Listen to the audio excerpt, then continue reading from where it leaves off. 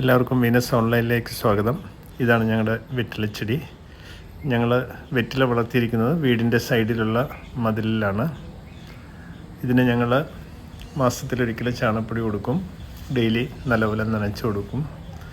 അസുഖങ്ങൾ വരാതിരിക്കാനായിട്ട് കഞ്ഞിവെള്ളത്തിൽ മഞ്ഞൾപ്പൊടി മിക്സ് ചെയ്തിട്ട് സ്പ്രേ ചെയ്ത് കൊടുക്കും.